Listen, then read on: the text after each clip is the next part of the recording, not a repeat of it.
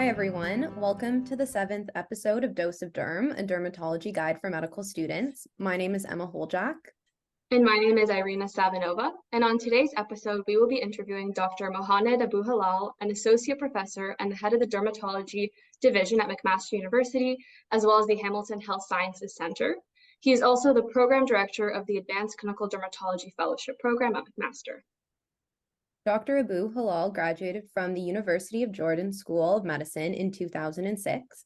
He later completed his dermatology residency training between Jordan and the UK, followed by a fellowship in pediatric dermatology at the Hospital for Sick Children and a fellowship in advanced medical dermatology at the University of Toronto. His clinical and research interests include severe atopic dermatitis, immunobullous diseases, cutaneous lymphomas, and skin manifestations of systemic diseases, particularly rheumatic diseases. Without further ado, we are excited to introduce to you Dr. Abu-Hilal. Well, hi everybody, and thanks for that nice and kind introduction. And absolutely, it's my pleasure to be with you with two bright medical students. And absolutely, anything that would involve talking about dermatology career path and supporting medical students and advising them, it's always a pleasure to be part in. Well, thank you so much for joining us today. We're really excited to speak with you about all things dermatology, as you said. So first things first, could you start by sharing with us what your medical school journey was like and a little bit about your path to pursuing dermatology? Yeah, absolutely. My journey to medicine in general has been a little bit different. I think maybe in this podcast, we can just, share a bit of, I would say, unusual experiences or, path to medicine and medical school. But you know what, I grew up, in the Middle East, in Jordan. And, so there you go to university or to college, whatever you want to call it, you just go from high school right away into the medical school.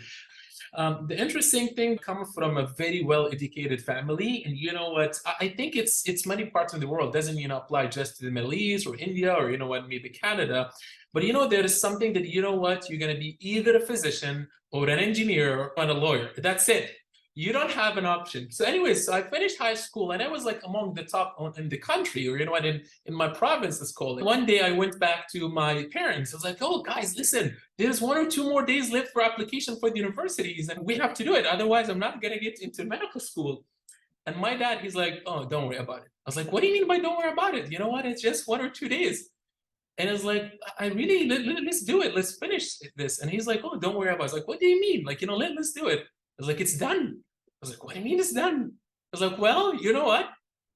I made the application for you. It's, medical school, or medicine school X, school 1, medicine school B, medicine school C, medicine school. I was like, but I want to do physics or, or engineers. Like, no, you're going to be just a physician. And honestly, at that time, I was a little bit pissed. But you know what? It's just kind of how this is, kind of goes. But, ended up going well. I ended up in the medical school. I actually loved it. You make friendships, you make experiences, you got to know people from medicine. I just wanted to do something interesting, something different. And one of the things, again, going about the cultural things, and that, again, apply everywhere. You know what? A lot of my cousins, neighbors, in-laws, surgeons, cardiologists, this type of, super busy, a lot of time in the hospital type of specialties. And I was like, oh God, I don't want to be doing this. I'm not going to say, I enjoy dermatology. It's just like I really was looking for something completely different. Like I want to finish work at 5, turn off my phone or just go back home. At that point, I was not thinking about family. I was like, I want to just shut down my phone or, turn it off and go have time, enjoy time with friends, with family, travel, do whatever. I was like, the only thing that probably allowed me to do this, one of the very few things were dermatology. So for me at that stage of my life, I just wanted to, just a good lifestyle. I'll be lying if I said like I thought deeply about what dermatology, which ended up being a great specialty. So that's kind of, my overall journey in medicine and dermatology. I always appreciate it, but it just happened naturally, let's call it. It's funny that you say that you were looking for a specialty where you got to put off your phone after 5 p.m. or work or whatever, but I know you reply to emails all night, so you're still working at night. That's true. You know what? That's what I told you. That's what you think maybe in very, very early stage. And, you don't know much about it. Once you get into kind of maybe, a bit academic type of, practice, you're not going to be just, oh, you know what, communicating with patients in your clinic and that's it. You have your students, residents, fellows, research, you have, a division, you have a lot of things. And it's not just like, you finish at 4. Sometimes definitely, yeah, you work until later 6 or 7, or you reply emails even midnight. And you are in probably we've done this in a few projects. Well, thank you for sharing with us a little bit about your path to dermatology. That was really interesting to hear. And kind of building off of that, I was wondering if you could tell us about what your practice currently looks like. So maybe perhaps what you see the most or specialize in, and then what you could either pick like a day or a week in your life kind of looks like. I practice medical dermatology. So, you know what? I don't do any kind of, cosmetic dermatology. A typical regular day in the clinic would be coming early in the morning and, just meeting, our learners, whether, it's students or residents or our clinical fellows. And, just like chat about, the previous day. Then the next, we just going to indulge right away into the clinic. It could range, from just sometimes basic medical dermatology that, people with simple things like a mole or, some bit of acne. But definitely, as part of my interest, as part of, kind of being, affiliated with an academic institution, we love to practice or, see a lot of what we call them advanced medical dermatology. So, we mix it up. I always tell, my learners, you could be seeing, common things, bread and butter things, but the next patient might be the most complex, bullous pemphigoid, like a patient with severe psoriasis, some rashes, from some chemotherapeutic agents. So we have kind of, a bit of good balance, between cases. We have learners from different, kind of backgrounds. You could be having a medical student that, interested in family medicine, dermatology. They want to know, just simple things about dermatology, again, the mild acne, the mild rosacea. But also we have clinical fellows that either want to be trained on advanced dermatology. So they want to learn about severe atopic dermatitis, prurigo nodularis, other immune-mediated diseases. So we have a good balance. We do a lot of teaching, beside the patient's education, just pointing to the finding, discussing the plans, discussing differential diagnosis, and definitely, we do some kind of didactic, education and teaching. So this is, how it usually goes. Definitely in between this, we do sometimes certain procedures, doing some biopsies, some minor excisions, especially more like, again, medical things. So it's a good balance between common advanced medical cases and, teaching and in addition to performing some procedures. Thank you for sharing with us a little bit about all of your roles. It was really interesting to hear. You mentioned when you were talking about your roles that you work with students within the program. And I was wondering if you had any advice for our listeners about what you think all students should know when pursuing a career in dermatology. Yeah, that's actually a very excellent question. And I think, what I have the chance in the past to discuss it with Iryna, when she visited our clinic. First thing I want to say is dermatology is a very great specialty. And, maybe we can discuss it now or later.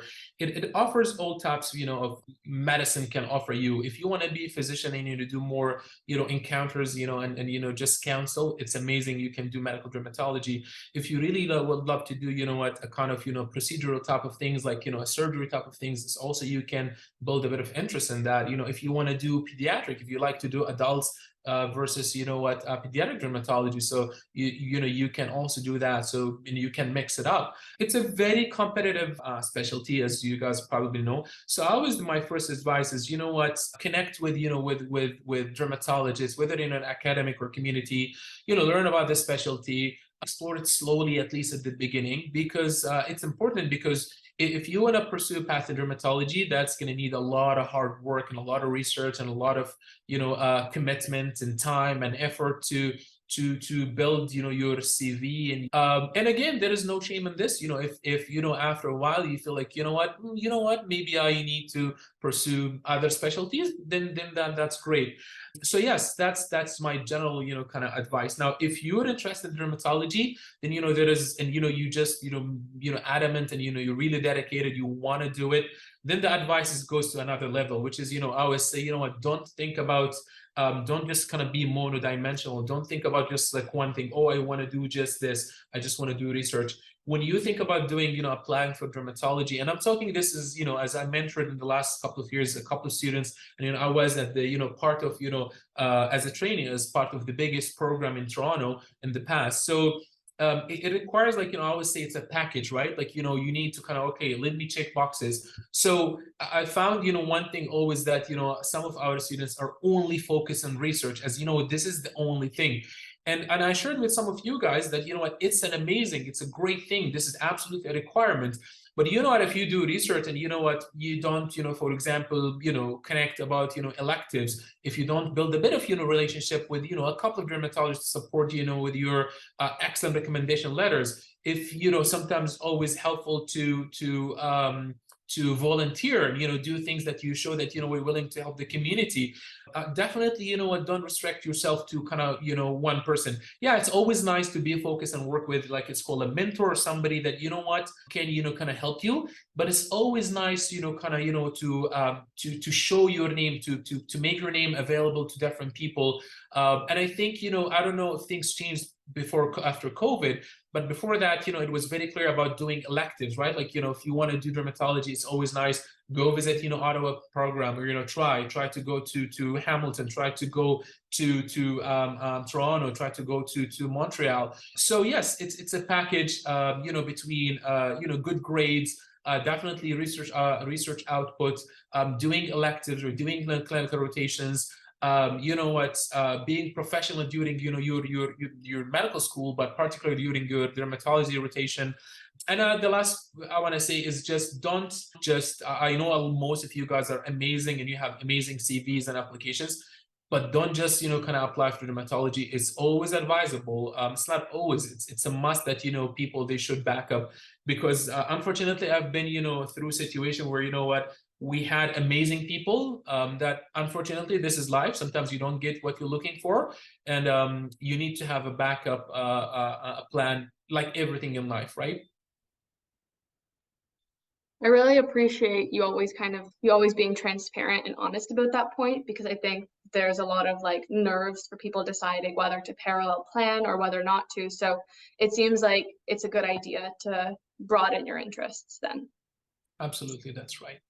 So kind of on the same sort of track, so a lot of students are going to be transitioning into starting clerkship or starting their electives around this time of the year. So we wanted to ask whether you had any advice for medical students on their electives. So when they start their dermatology electives, if you think there's anything that they can do to really be strong students. That's also another great question. So I think, what, if you're gonna go to dermatology and you have interest in pursuing dermatology, I would say, what, it's always advisable to, what, I'm not expecting you, to know everything about dermatology, like not even a lot. But I think it's always nice to kind of have a little bit of knowledge, before going to dermatology. It's like, what, maybe I need to, what, just do a better reading about, the acne, about the psoriasis, the eczema, stuff like this. And, what, just know the medical terminology. Again, that's the expectation, at least for somebody who is really interested in dermatology, because we usually, guys, have a bit of high expectation from you. But on the other hand, I don't think, there is anybody that expecting you to know, again, a lot of things, or, what, deeper things that we expect from a senior resident, or, from a fellow. But I think, what, just knowing the basics of dermatology, the medical terminology, just knowing the basics of, the skin cancers, basics of, the acne, definitely your role is here to learn from us, and we would love to do that. But again, we have a bit of expectation, for you to do some home reading. That's number one. I think, one of the most important things is, again, whether you're interested in dermatology or not, is being professional. So as much as talked about the knowledge, we want somebody that is, professional, come on time, come in advance. I do remember some days, students would come before like half an hour, read about, kind of, just go through the kind of read about, the cases today, just because, like, to have expectation what they're going to be dealing with, what they're going to see. Again, you're not like obliged or, obligated to do this, but I think those things is like, oh, that person is really interested and, want to know a lot about it. Like any other rotation, just be respectful to, to your staff, to the paramedical staff. What's communication with the patient, having good communication skills, again, with the patients, what, nothing better than, what, the patient leaving and telling, kind of telling the staff or, the attending or even, the nurse, like, oh, that student's amazing. He was really so kind and nice. So all these things, kind of make a big difference. Asking for feedback is like, during the rotation is like, Dr. X, how was my, kind of day to day? Do you have an advice for me today? Do you want me to read about something? Just have this initiative to kind of, about opening questions. Don't expect, it's not, don't just leave it for us, like at the end of the rotation. It's like, last thing I want to say again, dermatology, one of the unique things about dermatology when you go through residency, and I'm sure you guys are going to both get into that, is it's a small specialty and small programs. So one of the major things that, when we are asked to send letters of recommendation, as much we comment about, your academic, kind of, background and, achievement, one of the things that people, they read between the lines is, how that person is going to, mix with the team. And if we found that, again, Iryna or Emma, the clinic, they have amazing relationship with the residents during those 2 or 3 weeks. They're easy to work with. They have, again, they communicate with everybody. The nurses commented about them. We can definitely reflect this, in the letters of recommendations. Like, listen, that person has been a super pleasure. Like, we loved working with them, because dermatology, again, and then you guys are going to be a family. It's like, the whole program might be like a 30-25 person. So it's not like, in medicine that, they're going to be like, I don't know, a 700 people, say, I don't know, 700, but like a 300 people that, is going to be buffered. No, you're going to guys be with each other all the day. So again, being a team member, it's important thing, in the clinic, and that's going to affect in your letters and everything. Thank you for that. I think that was all really great advice, and it's stuff that everyone can apply to. I feel like we all should obviously be professional and show up and be ready to be a team player. So it's really good, achievable things for people to work towards. The next thing that we wanted to ask you about is, if you had to pick one thing, I know it's probably tough, but what is your favorite thing about dermatology, maybe currently? And then kind of to counter that, do you have a least favorite part of it as well? I think, I have a lot of things that I can say about dermatology. I think the two bigger one, the two major ones are the wide variety, right? Like, as I told you, even not like as a disease or condition, as just like a different fields within the field of dermatology. Again, it's just you can do the peds, the adults, you can do the medical, you can do just pure general, you can do procedural, you can do cosmetic, you can be a researcher, you can be clinician. So it provides with the ample opportunities. One of the major things that I love about dermatology, at least nowadays, is the following. I don't know if you guys, I think 3 months ago I shared a talk about the breakthroughs in dermatology. So 10 years ago, one of the things that would always, people criticizing dermatology is that, we see the patients, and generally we used to do, I would say nothing, but we don't do a lot of things for them. And that's not the case now. One of the major things that, we are proud and happy about in the last several years, and it's getting better and better, is how we can change lives. Now, 10 years ago, we used to see a patients with pemphigus that, really having the worst life ever, and we cannot do anything for them other than putting them prednisone and giving them side effects. Now we have a lot of treatments for them that could almost not cure them but put them in remission. That applies for psoriasis, atopic dermatitis, prurigo nodularis, cancers, skin cancers, again, name it, vitiligo, alopecia areata. All these conditions in the past that we used to really, the patients and us to struggle to kind of how we can help them. One of the major things that I love about dermatology now is that that's not the case. Now we really change lives. Nothing better than a patient's coming and hugging you, telling you, it's like, oh, this is the best thing happened to me, and I sleep well at night, I don't need scratch, all these things. So the fact that we could change lives these days for people that have been suffering, chronically for years and decades, that's something I really, really love about dermatology these days. The things that, I don't like about, dermatology, I don't know if there is anything that I don't like about dermatology. I think if you ask any dermatologist, it's, dermatologist is almost like a treasure. Like, it's just like, we are a bit of, there's not a lot of dermatologists, that's from patient perspective, even from families and friends. So one of the, I would say, toward hate, but I don't like, is you know what, you meet, you know, your families, you meet your friends, your neighbors. It's like, oh, Mo, can I ask you about this? Sometimes you see people at the mall. It's like it's just like you're going for shopping with family, and you know, bump into, I don't know, somebody you never seen in the past, a colleague, a friend of a friend. Is like, oh, nice to meet you. Can I just, and he would just, you know, pull his you know, kind of sleeve and, you know, show you a rash or something. So this is the kind of, you know, I'll probably say it's sometimes I don't like about dermatologists, but about my specialty and my life and, you know, my practice and dermatology as a field of medicine.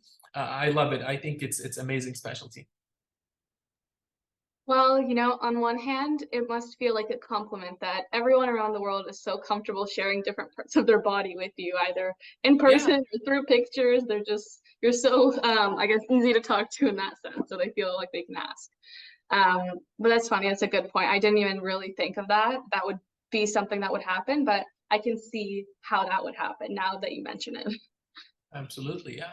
No, you know what? We're gonna get into, and by the way, this is not gonna happen when you just become a dermatologist. I promise you, once you know Iryna and Emma, once you get into PGY1 in dermatology, your friends is gonna be like, oh, you know what, Emma, Iryna, can I ask you about this? And again, you know what? It's nice. You know, we you know, we would love, you know, all of us, we love to help each other, you know, friends and families and everybody.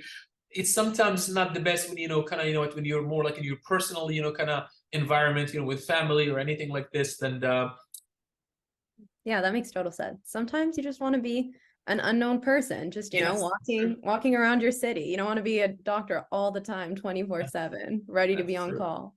That's true. So kind of moving slightly away from our dermatology talk, we wanted to know what type of things you enjoy doing outside of work, more so for fun, and how you go about maintaining a work-life balance. So what things, you know what, I think that that applies to everybody, even you guys. You know what do you love to do things outside your work? It depends on where are you in your, in terms of age and career, and you know what. So things that I used to enjoy when I was like, you know, kind of 20, it's different from, you know, when I was like, you know, kind of a couple, me and my fiance, or, you know, one my wife. And you know, it's different, you know, when we have our first kid, then, you know, kind of different from what I enjoy now when I have two amazing kids, you know, 8 and 2 years old. So at this stage of, you know, my life, definitely nothing I enjoy more than just spending time with my family's wife, my beautiful wife, and my two kids, especially, you know, my two kids.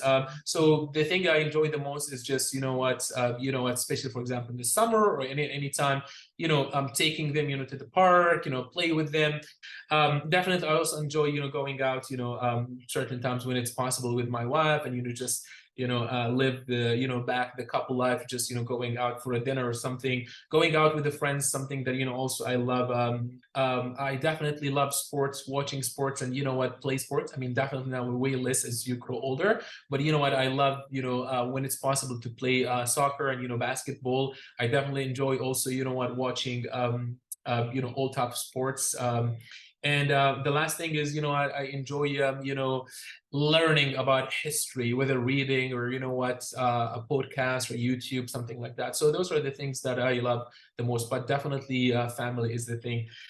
Work, you know, life balance.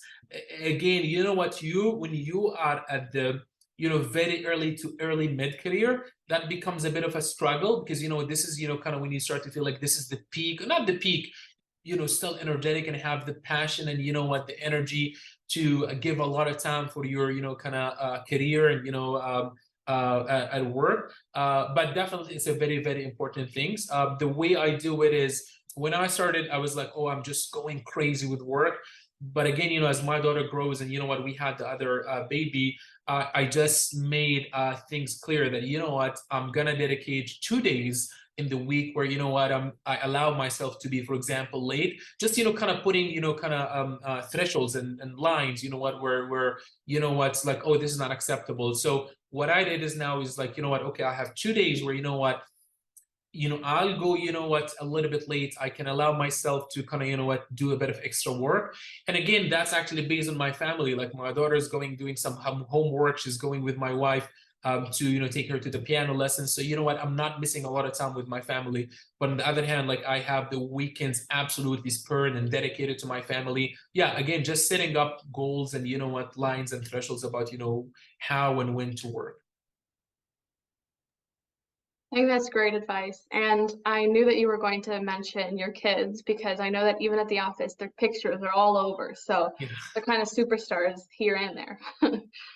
Yeah, this, as I mentioned, through stages in life, there are different things that motivate you, right? Like at this stage in my life is like, what motivates me most is like, what, I want my kids to have the best life. I want to be a good dad. I want them to be proud of me. I want to support them in all aspects, to grow as a person, an individual, help them with whatever they're looking to do, sports, any talents. And so yeah, so my kids are now the things that motivate me to the most. And as I said, I wish one day that they'll be proud of me as much as I'm proud of my parents now. So yeah, that's it. But I'm not gonna force my daughter and my son to go into medicine. That's for sure. I'm not gonna copy my parents in this. I'll definitely let them decide when they grow. Oh, that's so nice. I love that. Okay, so before we head into our rapid fire questions, the fun questions at the end, I just wanted to ask you if you have any final piece of advice or words of wisdom to all our listeners who are interested in dermatology. Again, dermatology is a great specialty. Work hard, hard. It's competitive, so you need to be dedicated, committed. And on the other hand, be yourself. Connect with as much as people as you can. Build a relationship with a mentor that you trust. And again, the last piece of advice is you can control what you can control, and you cannot control what you cannot control, right? Like, do your job, and at the end, if that's meant to be yours, it's great. You'll have a great life. But you know what? If it didn't go your way, trust me, your life's still gonna go great, and you're gonna have amazing life, family, friends, and good career. So yeah, that's my final advice. That's great advice to leave us with before, I guess not fully leave yet. Like I said, the next section will be our rapid fire questions. So we do this at the end of every episode to let our viewers or listeners get to know you a little bit better. And we have our classic question that we've started every one of these off with, which is, do you have a favorite skincare product? Oh wow, we now gonna talk about you know what? Okay.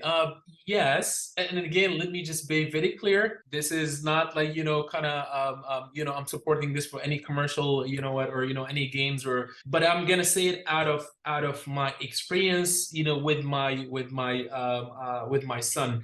So, my son, has, been dealing with some, eczema, dermatitis, atopic dermatitis. Now it is, kind of mild to moderate. And as a dermatologist, I have the chance to try a lot of, lines and products and tell, there's a product, for people that has eczema called Lipicar, which is, from a well-known company called La Roche-Posay. When we use it in our son, it was really soothe and, help him with his eczema and his dermatitis. So generally, it's a very good product that, if you're dealing with eczema, it's a good one. But as I said, it doesn't mean that others are not good. There's a lot of amazing products that, in the market, whether here or outside. But this is just, because it's more like a fun question more than, I just share, my experience, me and my wife, I was like, oh, that's amazing one. So we had a great success story with using that product. Yeah, no, this is not sponsored, but this is not the first time we've gotten that answer though. So, we'll let that speak for itself. Also, since we're creeping into fall, I thought it'd be very appropriate to ask you, what is your favorite go-to Halloween candy or chocolate? Since I was a kid, I like my, my M&Ms and, Smarties and those types of things. Might not be the healthiest. It has a lot of sugar coat on top of it. And but it just always remind me of my childhood that, I was crying to my parents to get me the Smarties and the M&Ms. And I had this love for it. But I'll be honest, I have a sweet tooth, and I would not say no to any kind of, chocolate or any candy. So I'm not against any. Anything you throw in front of me, I'll take it. That's good to know. I love chocolate, so that stands by me very well. And our final question, since you mentioned that you enjoy watching and participating in sports, we were wondering if you have a favorite athlete across any of the sports. Oh, wow. Yes. Oh, a lot. You know what? I grew up, watching and, loving, in North America, they call soccer, and, in UK and in the Middle East, they call football, right? Like, it's a different thing. A lot of people, they know this name. I'm a big fan of the King Cristiano Ronaldo. He always impressed me with, how he sustained, at his athletic abilities, even now at age of almost like, kind of 40. And, he has done a lot of things. Again, a lot of names. I'm a big fan of sports, Lionel Messi, Michael Jordan, LeBron James, Michael Phelps, a lot of people, in addition to the Canadian, kind of athletes. But probably, what, I always, every time I see Cristiano Ronaldo names, like, oh, I would love to read and, see what's going on. So he's my favorite. That's a good answer. All the new kids are very into Neymar nowadays, so that's the trendy answer. What are your thoughts? Yes, yes. Yeah. You know what? As I said, you can't find a way to admire everyone, right? Like, even sometimes I talk to people, and we always bring, I don't know if you guys were so young to know about Muhammad Ali. You know what? He was really amazing, boxer, and he fought for, what we go through now in dermatology is, or in the country, in the world, just kind of equity and inclusion, and it's all these things. So he fought, at the times that nobody fought for, African American and Black people. So you know what, you could find a way to admire a lot of people, not just only in their athletic abilities and other things they've done for their country and the world. Great answer. Okay, well, that brings us to the end of this episode. So on that note, I wanted to say a huge thank you to Dr. Abu-Hilal for taking the time to join us today. We are so appreciative of all your advice and words of wisdom. And to all our listeners, thank you so much for listening. We hope to have you back here for our next episode. If you want to keep up with our podcast or offer any feedback, you can follow us on Instagram and Twitter at Skin Curriculum, or visit our website at www.skincurriculum.com. Otherwise, we hope you enjoyed this episode of Dose of Derm and hope you all take care.